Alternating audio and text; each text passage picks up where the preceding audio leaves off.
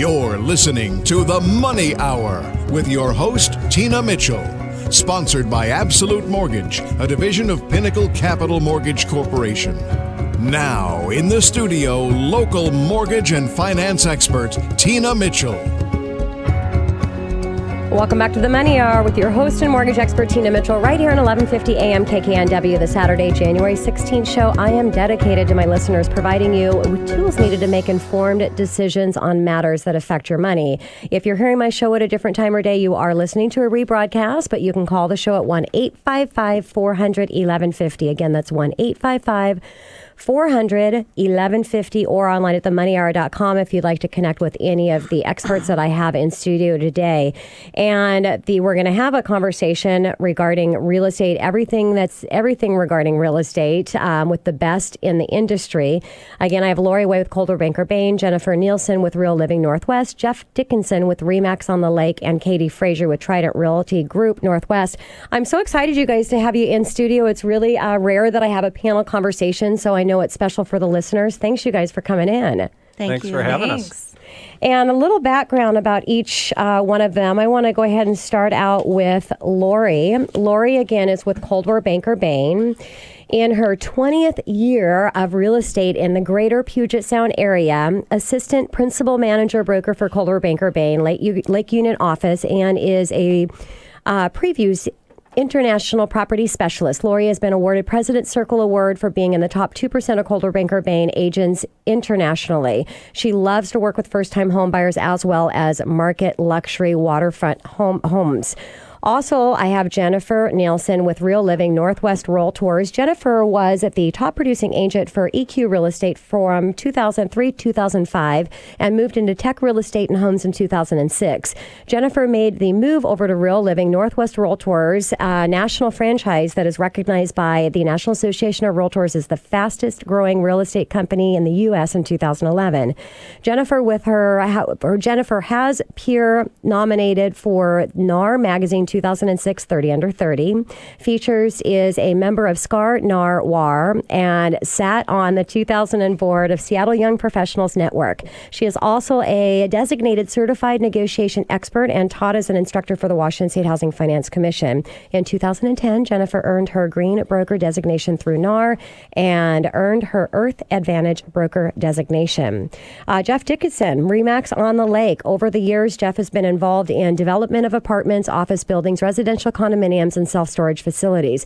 His real estate practice includes extensive buyer and seller representation of residential properties throughout the Puget Sound region.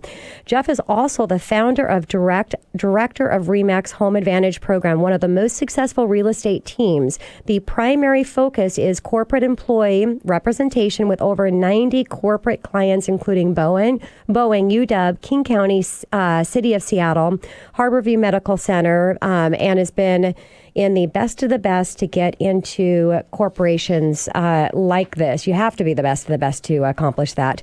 And last but surely not least, I have Katie Fraser, Trident Realty Group Northwest. Almost 2 years in the real estate, so she's the newest in the industry that I have on panel. But Katie works primarily with VA buyers. Katie, thank you for all that you're doing for our veterans, mainly who are active duty and at PCS to the Northwest purchasing their home sight unseen. Katie has the opportunity to film 3 episodes of HGTV Island Life on Vashon Island this past year, and obviously for that has to be a true expert. So time in the industry doesn't necessarily mean everything all the time. So I'm really excited, you guys, to have the panel conversation, and we'll just see who wants to answer the questions here and start out with my first question. What stats can you guys provide to my listeners from 2015? So what are some things that you can share? Laurie? So one of the things that I think is really important whenever you're listening to facts and figures of anybody is see what the geographical area is. Everything is so micro neighborhoods right now. One neighborhood could be completely different than the other. One of the areas that I work in is Queen Anne and Magnolia, and a very hot area in downtown. And last year over this year, so 2014 over 2015, Queen Anne Magnolia was up 10.2% in their median pricing. Wow. And then King County, just to show you the difference, King County was up 13.1%. Okay. So I try to tell people it's about right now trending about a half a point a month. Okay, great. Yeah. Anybody else on the panel want to share some stats? I heard something interesting, and maybe you Miss heard it Jen? too. Yeah? Maybe you heard it too, Tina and Laurie, when you were at the meeting this week. But Windmere's chief economist, Matthew Gardner, spoke to us. And one of the things that just was so profound that he said was that we are now experiencing the lowest inventory in Seattle, King County since 1992. And if you are a buyer listening out there, that probably is ringing very true with you. But I knew it was bad, but when he said that statistic, it was a real eye-opener. Yeah, you know, it was for me too, Jen. When I heard that, I thought, oh my gosh, that is just crazy. And we, for my listeners out there, you might have remember hearing Matthew. He was in last week in studio, and yeah, what a wealth of information that he brings to our area.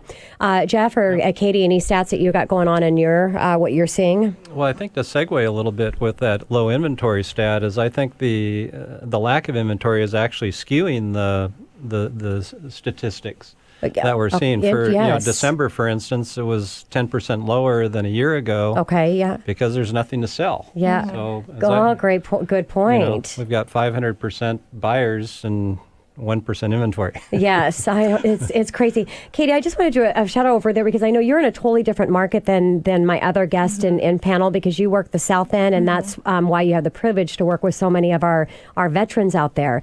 What have you experienced in comparison to what you're hearing in our market here? Right. Well, I pulled some stats this morning, and I looked at the current active single-family homes that are active right now are 2,005.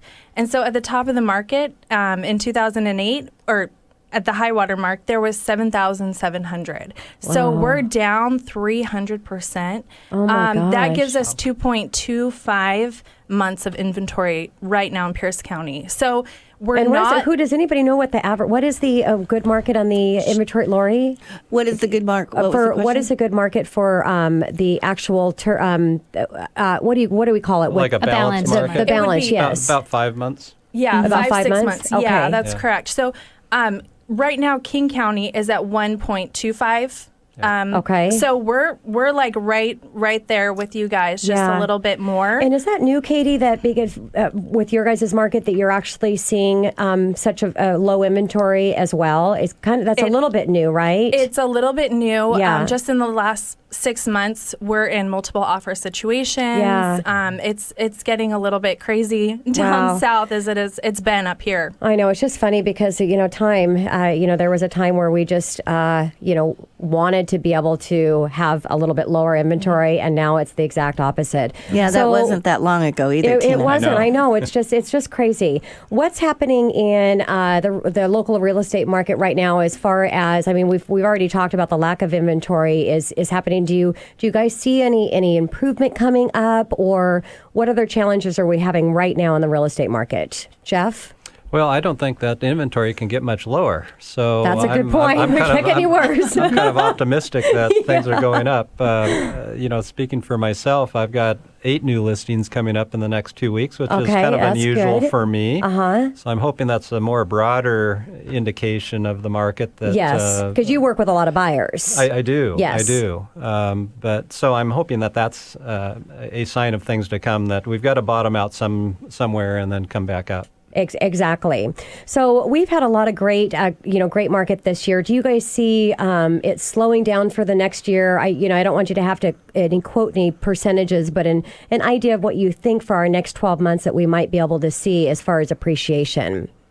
What do you guys think? Well, Tina, Laurie? I think for appreciation, I don't know about everybody else, but I don't want those huge numbers. It just makes it such a willy-wacky market that it's not a win-win situation for anybody. I agree. So what I would like to see, and I think what we're going to see, is just very careful increases. I think that it's not going to be these big swoops. I hope not, knock on wood. But I think we're going to continue to just see slow. The biggest problem right now in the market is people want to sell their houses, but they don't have anywhere to buy buy. Yes. So they're all scared. Nobody wants to put their house on the market and then be homeless. Exactly. And so that's the biggest struggle, is we've got to try to figure out and advise them as realtors what are some of their options to be able to help that situation. Makes sense. So in the low inventory being our biggest challenge, what about 2016 with new construction? Do you guys, what are your thoughts with any of that helping out our market? Jeff? I think the biggest challenge with new construction is every builder is building to $500,000 to $1 million levels. So where's that 300,000, 400,000 homeowner? What can they do? That's the biggest challenge that I see out there. Jen? Yeah, we've seen an increase in resale at about 6.5%. But I think in King County, the statistic was something like new construction was up 16% this year. I mean, there's such a demand for it. I think people were so hungry after the recession. No one was building. There was no money being lent. And now it's slowly coming back, and they want that shiny new penny, and they're just so hungry for it. And quite frankly, new construction is an easier home to buy. There's no seller that has to sell. They don't have to find a new place to go. All they have to do is sell, which is fairly easy right now, and they can move into their brand new home. Best solution. Yeah. One of the problems with that, Tina, is though that we are in a very waterlocked area. Okay. And there's not a lot of places for new construction. Yeah. I mean, we're going out to, people are even going out east of the mountains right now. Cle Elum and different areas. I won't be going out there. Yeah. No. For my second home purchase, exactly. I'd love to, yes. Exactly. I was up in Kingston the other day, and literally there were 3 offers on a Kingston house after 2 days on the market. Oh, my gosh. And so it is, Kitsap County is a huge area right now where people are jumping over to, but we are going to have to counsel some of our people if they can move out a little bit farther, of course, to get their money. Well, when the whole transit thing improves, I've had representation come into studio on that. It's exciting what's coming up, but we're looking like into 2030 before we get, but that'll be exciting. So do you think in that, Laurie, that's a lot of second home buyers going out there? Or you really, people are buying their primary residence No, in there community? really are people that are buying. Sometimes, like for instance, my client that was up in Kingston, you certainly can. I would love that. Kingston, you just take the ferry over and take the train down. Okay. And he's a professor at the at Seattle University, and so he only has to work a couple days a week. So it was something that we could do to try to not compete as much. And then, of course, we get into multiple offers even up there. Yeah. Katie? Yeah, we're seeing a lot of people coming down from Seattle into Pierce County, buying new construction. But again, I agree with Jeff. Those prices are pretty high. Yeah. But they're widening 167, that commute. Yeah. They're trying to make it easier because we do have so many commuters going to these commuter cities, Puyallup and Sumner and Orting. And so it's getting real congested. But there's the link, the train, and we're trying to figure out better options for people coming up north. Well, and I was in Tacoma not too long ago, and it's been a while since I've been down in Tacoma. I grew up in Federal Way, and I was going down to the Tacoma train station, and I was, man, it's so beautiful there. I mean, there is a lot of change that's happened. Yeah, and I don't know if anyone noticed, the Tacoma News Tribune put out an article about Tacoma. Tacoma is on the top 10 list for hot real estate markets nationally. Really? So Tacoma is a great place to be right now. Tacoma's very big also, Tina, with investors right now. A lot of it has to do with the combination between the Port of Seattle and the Port of Tacoma. There's a consortium there type of a thing that they've worked on to be a really strong port. And that's, I think, going to bring thousands of new jobs into the Tacoma area. Exciting. So we've got some investors looking in Tacoma. Nice. All right, you guys. Well, coming up next on the Money Hour, we're going to stay right here with the panel of real estate experts talking about today's real estate market, some of the challenges that our consumers are dealing with, and really challenges that the sellers are as well because of the lack of inventory. Laurie Way with Coldwell Banker Bain, Jennifer Nilssen with Real Living Northwest, Jeff Dickinson with, Jeff, I keep wanting to call you Jen as well, Jeff Dickinson with RE/MAX on the Lake, and Katie Fraser with Trident Realty Group Northwest right here at 1150 AM KKNW after the short break.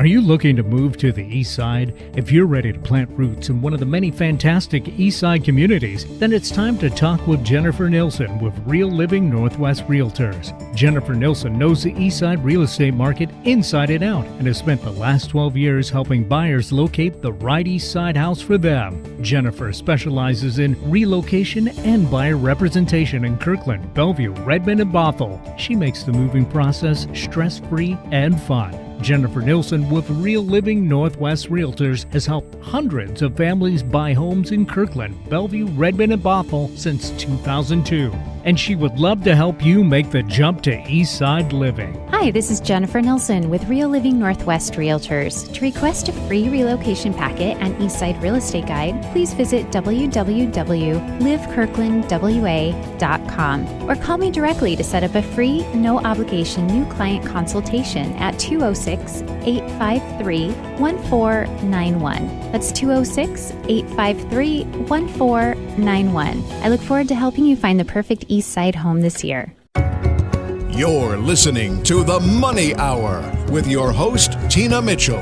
Sponsored by Absolute Mortgage, a division of Pinnacle Capital Mortgage Corporation. Now, in the studio, local mortgage and finance expert, Tina Mitchell. Welcome back to the Money Hour with your host and mortgage expert, Tina Mitchell, right here on 1150 AM KKNW, the Saturday, January 16th show. I've built a network of elite industry professionals every week, sharing their knowledge and expertise to my listeners. If you're hearing my show at a different time of your day, you're listening to a rebroadcast, to talk with the guest I have in studio, or anything you want to share, suggestions on topics bringing into future shows, please let me know. 1-855-400-1150. Again, that's 1-855-400-1150 or online at themoneyhour.com. In studio now, continue my conversation with my panel. If you're a buyer or seller in today's real estate market, today's show is all about you. A panel conversation about real estate in our local market with our local experts. Laurie Way with Coldwell Banker Bain, Jennifer Nilssen with Real Living Northwest, Jeff Dickinson with RE/MAX on the Lake, and Katie Fraser with Trident Realty Group Northwest. Well, you guys, we were kind of having a conversation about what happened last year, what might be coming up for 2016. We've talked about the lack of inventory, what might happen with new construction. And I want to kind of shift over to the rental market, because I don't know, I just try to think back. I've been doing mortgages since May of 1995, and I don't know that I've ever remember being in a market to where there's a challenge on both sides. And that's, I mean, we've definitely, everybody who's probably know that we've seen challenges in the rental market last year. What's going to happen this year? Well, I think the rental market's even more brutal than the real estate market. Certainly. Absolutely. Yeah, those multiple offers are coming in on rental market. What is it, Jennifer or Jen? What do you think? Yeah, there's actually a NAR statistic that we have 2.5 million fewer homeowners than we did in 2006 nationally in the U.S. And so what happened with all those people? They're renting. They're not moving home with mom and dad. Exactly. And, I am seeing very, very qualified renters having to put in applications on 5, 6, 7 different places. Have we ever seen that before? I don't remember. I do remember a few years ago when it seemed like you had to dress up in a suit and tie and have a resume in order to go try to get a rental. And I think we're back into that again. You've got to really present yourself. And it's like a job interview. Yeah, it's crazy. Do you guys see that getting better? What are your thoughts? I think maybe later this year or next year, as more rental inventory comes online, there will be a supply-demand balance there somewhere. Yeah, and I think there has to be I know that there is, but the question is how much. There's got to be a percentage of those that just don't know that they actually are in a position to buy. But then what do we do if they come into the market and we don't have inventory anyway? So no matter how we look at it, it's just challenges there. So for adapting to the market for 2016, what are some things that buyers need to do coming into the market if they want to be successful? What are some tips that you have, Katie? Yeah, well, I think buyers need to be fully approved and underwritten and be ready to go in with a strong offer. and be ready to move very quickly and aggressively. So these casual conversations and getting a pre-qualification is not the way to go. Jen? Yeah, I think in terms of adaptation, buyers, and they're probably not going to love to hear this, but I think they are just going to have to bring their A game and make the strongest offers possible, and just realize that if they want to become a homeowner, it may mean staying in the home an extra, 5-10 years, making that more of a long-term investment. What are some other tips for buyers right now to really be able to negotiate and present a competitive offer? Jeff? I think I'm still not seeing very many buyers using personal letters to sellers. I'm winning offers left and right with those, and I think it's a great strategy to still being able to stay connected emotionally with the seller, as long as they're not mentioning anything about their race and religion and being cautious in that arena. Laurie? Exactly what you just said, Tina. But also last night I helped an agent who was in a multiple offer situation, and the buyers happened to find out that the sellers had a Newfoundland and they had a Newfoundland. And so they actually weren't the highest, but they got the offer. Yeah, and it's really, it's all those things. And I heard too, a tip that an agent had mentioned was offering the seller to just leave all of their garbage and all of their stuff behind. I mean, just like really laying it out and making it as easy as possible so that they don't have to, those little things that you really don't know unless you just put it out there, put everything, all your cards out to be convenient for the seller. And anything else? Find out what the seller is doing. Like, what do they have to close, and then give them a few days extra closing so that they can close on their house. That will help a lot, because as I said before, we've got a lot of people out there that don't know what they're going to do once they sell their house. So if you can free them up for that, or rent back, let them rent back or something. And that's a good point, Laurie, is really, understanding, and that's why I have talked on the show how important it is not just to have an expert. Expert is really that 20% that's doing 80% of the business. And then you have your 1%ers out there that are just, and that's, why I have you guys in studio, because you guys are all just very successful in your real estate practices.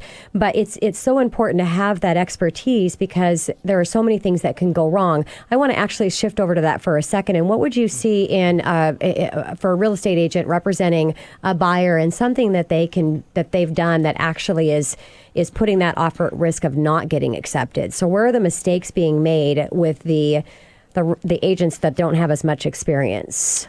Well, Laurie? In talking about, we haven't brought up the escalation clauses yet, so let's bring that up. Let's talk about it. Explain what that is, Laurie, for my listeners that don't know. So an escalator clause is used especially in multiple offers, where if the house is, say, $400,000, you say, we'll offer you $400,000, but we'll offer you $4,000 more than the highest offer, up to whatever price you want it to be. Yes. They're very popular in the city.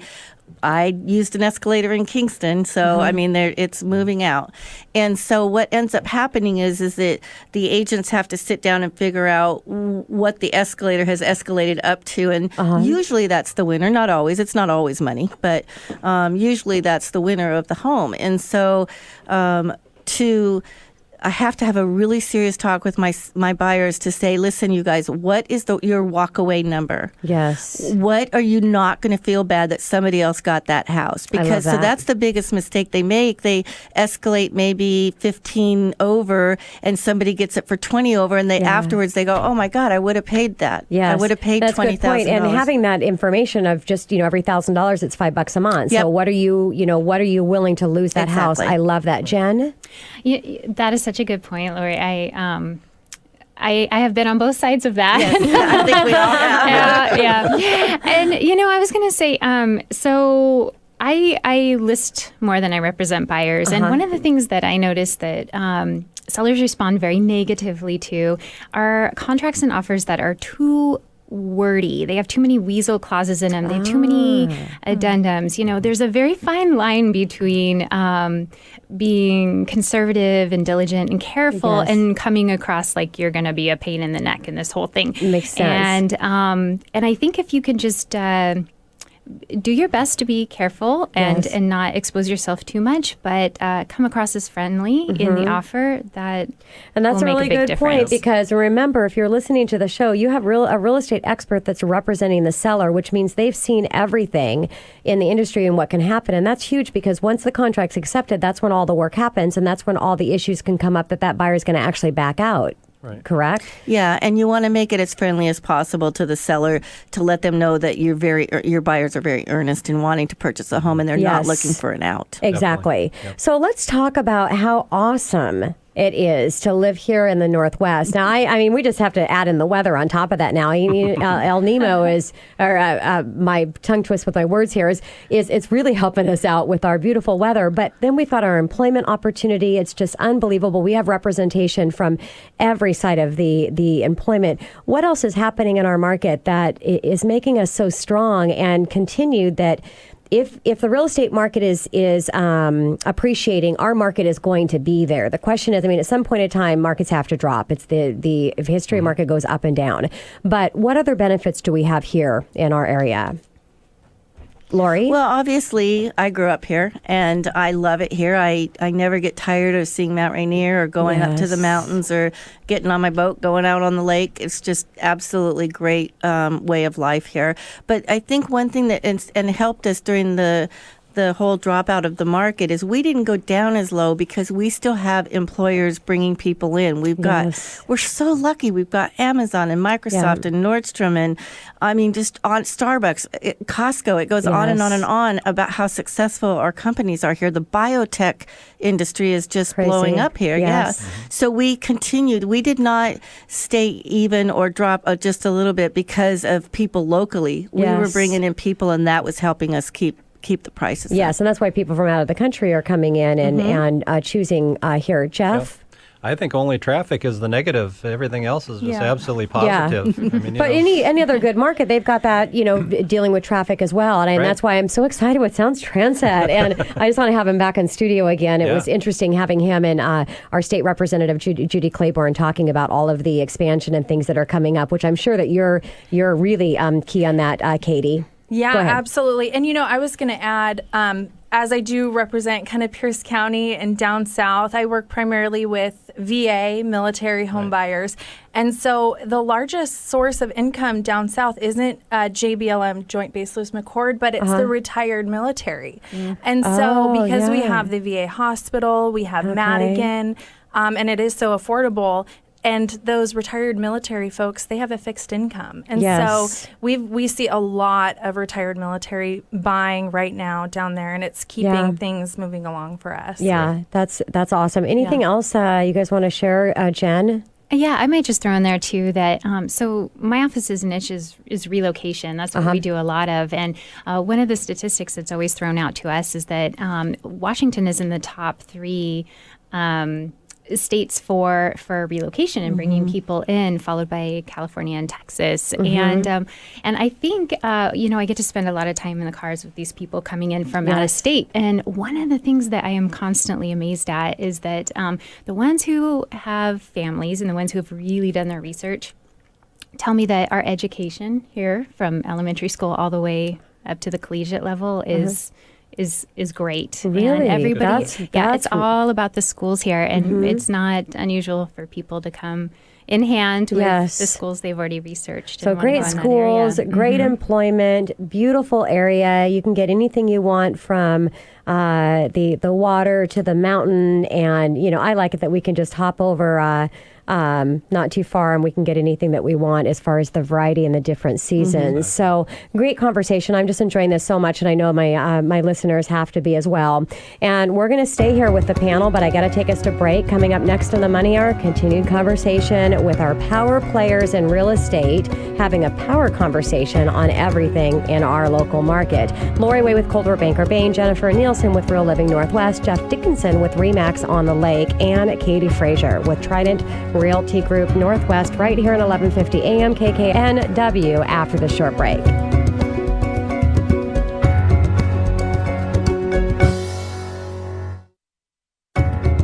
You're listening to The Money Hour with your host, Tina Mitchell. Sponsored by Absolute Mortgage, a division of Pinnacle Capital Mortgage Corporation. Now, in the studio, local mortgage and finance expert, Tina Mitchell. Welcome back to the Money Hour with your host and mortgage expert, Tina Mitchell, right here at 1150 a.m. KKNW, the Saturday, January 16th show. I'm empowering our community, providing you with opportunities and solutions when it comes to your money. If you're hearing my show at a different time or day, you are listening to a rebroadcast. You can call the show at 1-855-400-1150 or online at themoneyhour.com to discuss anything regarding your finances, anything regarding money. That's what the show is all about. And if you'd like to talk with the guests that I have in studio today, show is all about real estate. Experts in the real estate arena here to share a wealth of information on our local market. Again, I have Laurie Way with Coldwell Banker Bain, Jennifer Nilssen with Real Living Northwest, Jeff Dickinson with RE/MAX on the Lake, and Katie Fraser with Trident Realty Group Northwest. And we've had a great conversation, you guys. The first couple segments here about what's happening in the local real estate market, what happened last year, what's happening this year, the great reasons to want to live in Seattle. And I want to talk about anything that you can think of that might hinder things coming up in 2016.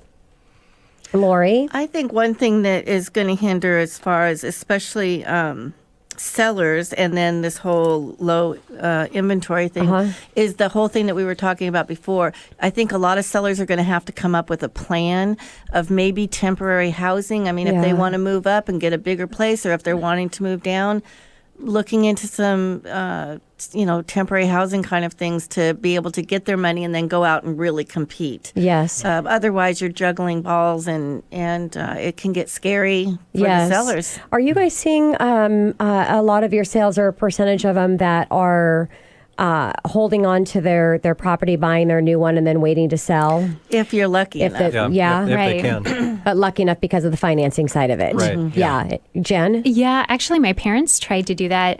They're up in Camino Island, and we're actually working with a different agent, but for geographical reasons. But they tried doing that for a long time, and they couldn't swing it. They couldn't find a property to purchase here, so they did end up selling and then moving to where they wanted to be and renting and doing like a temporary furnished thing, exactly like you said, Laurie. Yeah. And if you have pets or anything like that, it's even more difficult because you can't find places that you can keep your dogs and that type of thing too. I have some clients that they want to be in the city, but they had to be over in Bellevue because they couldn't find a place for their dog that they could rent until they could move in. Yeah. So staying on the seller side of this, for my sellers that are listening to the show, what other challenges do they have when they're looking at selling their property, or maybe something that they're not realistic about, or what are you seeing out there, and advice that you have for my sellers? Jeff? Well, I would like to see sellers do more pre-listing home inspections. Just so talk about that, Jeff, and what that means and entails for the seller. The idea is really for an enterprising seller to have a full-blown home inspection done prior to coming on the market, and that allows the seller to fix some items and be aware of some items that would be a concern, and you're literally eliminating the second round of negotiations. Which is huge, because if you think about this, just think, if you're a seller right now, just put your thinking cap on and imagine you've got a signed contract. The contract's all signed and ready to go. And then you get through the contract, the inspection comes back from the buyer. Now your house has been taken off the market. You're already starting to move. You're emotionally attached to that sale closing. Do you think that you're going to get the best negotiation flexibility in the middle of a contract? You've completely lost control at this time. So take the control, get the inspection done in the beginning. Great advice. Katie, what do you have for our sellers? I mean, you can never get a second chance at a first impression, right? Great point. So I would say take care of any deferred maintenance issues, have it ready to go, and again, have the pre-inspection set. Yes. Jen? And I would say, too, I happen to work in an area where there is a decent amount of new construction. This is in the Bothell, kind of North Creek area. And I've had a couple of sellers who had resale homes to sell this year, and they just couldn't wrap their minds around having to compete with all the new construction in the area. Yeah. And you are not new construction. You might have a great house in great shape, but it's really hard to compete against that. So you either need to make some updates to make your home more competitive, or price it accordingly And don't be late to the game with pricing if you've got new construction. Yes. Now, there's also a lot of different advice that's given as far as looking at offers and how to get through the multiple offers that they're receiving, because I could imagine that could be a little overwhelming. So what strategies are you guys using with your sellers as far as the actual offers when you're looking at them, how you're negotiating them? Any feedback there from my sellers? Jeff? Well, the first advice that I give to my sellers is to really seriously look at the first offer that comes in. I had a whole rash of those last year where they got an offer the next day and it was at full price and no contingencies, and they say, well, I think we're just going to hold out for a even better one. Yes. I have probably 4 or 5 sellers that did that, and it probably cost them $25,000 each is what I calculated for not doing it. Wow. Because another offer didn't come in. Yeah. So it was just kind of strange from that standpoint. Yeah. But for my sellers, I put multiple offers on an Excel spreadsheet, to kind of highlight those so they can really see, because there's so many different factors. So you've kind of weigh out and see what makes the most sense. And I know I'm in the financing arena, and I know the nightmares that happens out there. I mean, I see things happen all the time, not with my loans, of course, but it's they say statistics say 30% of mortgages fall apart. And so I know, and again, that's something that's important for a buyer to understand, that it's not really, you're not just talking, you're not talking directly to the seller at all, but it's not the seller that's really they're making that decision, but they have hired an expert to help them get through that process. Jen? Yeah, I was just going to say, this is a tip for any buyer out there right now. Just do yourself a favor and work with a professional full-service broker. This is their only job. This is what they do and what they know. I can't tell you in how many instances when I've had a multiple offer situation and a seller's looked at me and said, I don't know, these are all so close, and what do you think? What do you think? And quite frankly, the agent makes an impression on me. And I think that if I get a good feeling from an agent, I feel like it's an indication of things to come and what's going to happen with that buyer. And, I tried to let them make their own decision. But if my seller is looking at me, I'm going to say, well, I had a good experience with this agent, or they made a good impression on me, and this is what they Which indicated. I imagine they're always looking at you're highly recommended. You've got a close relationship with your clients, and so that's why they've hired you. Well, right. And I just think buyers can do themselves a favor by hiring a real professional in the area. So let's talk about that, because, and again, I just bringing in that they've hired an expert to help them through the process. How much is your reputation in your local market going to make or break when you're representing a buyer and that other agent that's representing the seller? If you don't have a great reputation in the industry, I mean, that's a big deal. I think Laurie? it is I think it is a big deal, and I think that I certainly have agents that I'd prefer to work with. There's no doubt about it. And I think also one thing that Jen brought up as far as working with a professional, I think that's also true in the lending area of it too. I think if you look at somebody and you've never heard of them before, you don't know if they're going to be able to close on time, because closing on time is up to the lender. That's really it. They're the boss. So I think you really need to get a good, strong lender that is going to be able to close on time and with the least amount of problems. Yeah, definitely. In all areas, you've want to definitely be working with the best to have a good experience. Let's talk about open houses with sellers. Are you guys doing those? Is it a good idea? Laurie? I do open houses. I love open houses. Okay. And what is the benefit that provides for your seller? Well, obviously, you want to expose any property all the ways you can. Yes. From a sign to, at web advertising, social network. I mean, there's just, you never know where that buyer is going to come from. And open houses, I mean, it doesn't happen a lot where somebody walks in and says, oh, yes, I'm going to get this. Yes. But it does happen, so you have to do them. Exposure. Yeah, and I think that's a mistake that sellers can make, is just thinking because it's such a great offer. It's not a question if you're going to be able to sell your home. The question is how much profit are you going to walk away with. Right. So, Laurie, what about photography and how the home shows? How much of a difference does that make in the price they're going to get? Well, it makes a lot of difference, and I think your listeners are going to be able to know this. They've probably been looking at things online, and you can tell when it's been taken by an iPhone, by an agent, and their reflection happens to be in the mirror while they're taking a picture of the bathroom. Not a good look. It's absolutely critical to have professional photography now, in the fact that I would say more than 9 out of 10 people see their house online first before they actually go out and look at it. Yeah. So photography is critical. The other thing that's critical, it's not new, but it's newer, is staging. It's just almost mandatory. And that would be another mistake a seller could make, is to try to save money. But you do, I think everybody would agree here, you make so much more money. You're on the market less time. It's great. Yes, and it is. It's connecting that with the emotional connection with the buyer, Jeff. Yep.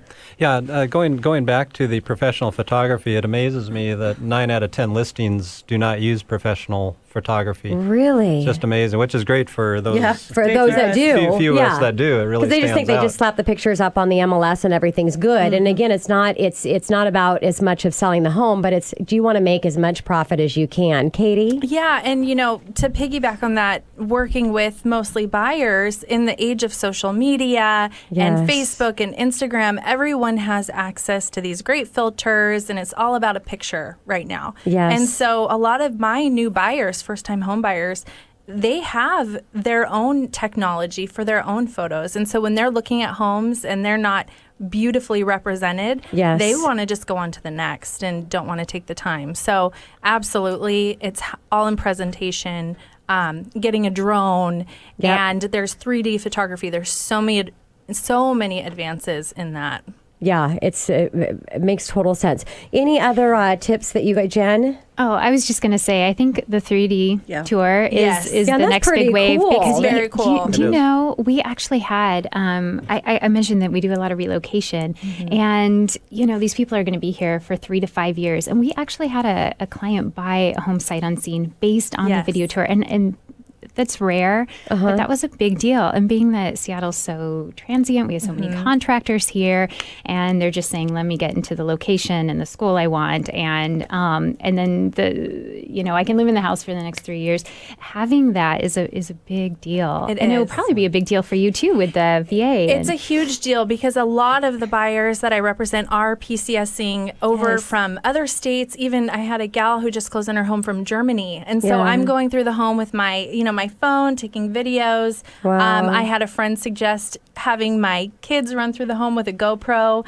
But the 3D technology is so fantastic. So, I'd like to see more of it. Yeah. I'm Laurie? doing 3D on all my listings now. It's just another thing like staging and professional photography. You just got to do it. You got to be able to show the house at its best on an online view of it. So my listeners love stories. The show is almost at the end of the hour here, but I would love to hear a success story from any of you, or if you have a story of something that did not go so successful and a solution for that. Who wants to share a story with my listeners? Laurie? So a success story is, and I do this just as maybe a learning for your listeners, is we had some people that just really wanted to be in North Seattle. Absolutely, we were getting beat out on every single offer. And so we couldn't go up in price, so we went out a little bit more. They're under contract now. They went up to the Edmonds area, a little bit north of Edmonds. And so it's going to add maybe 15 minutes more on their time commuting, but they're in the home that they love and they want to raise their 2 little boys in. And so the shout out for that and them being successful was hanging on and looking at other options. Can you do 1.5 baths instead of 2 full baths? There's a lot of options out there that you can let loose on a little bit to get the home that you really want. Makes total sense. Anybody else on my panel have a story? I don't have Jen? a story, but I guess this can sort of apply to all buyers, but I really think that the key to success right now is mentally preparing yourself for the long haul. Yes. It is so highly unlikely that you're going to put an offer on the first home you see and you're going to get it. Yes. I mean, I'm having clients who are putting 3 or 4 offers in on properties and it's maybe 5 or 6 until one sticks, you know? And I think the other key is quick decision making. You can't waffle because someone else is going to beat you to the punch. Yeah, you got to be ready. And it seems like when offers don't come through, it always seems like majority of the time it wasn't the right house, and they were glad that offer didn't come through. Yeah. Anyways, Yes. 60 seconds. One more shout out for my listeners, you guys. Anything that you want to end the show with? Well, I would also Jeff? say, from what Jen's saying, is that you can't wait till Saturday to go and look at the house. Yeah, you have urgency. That's what I meant to say. Yeah. So you guys have heard it. Be realistic. Just keep fighting the fight and have a sense of urgency. You guys, thank you so much. What a pleasure. It was just a really great hour. I appreciate it. Thank you. And this is your host and mortgage expert, Tina Mitchell, signing off for the day. Enjoy the rest of your weekend.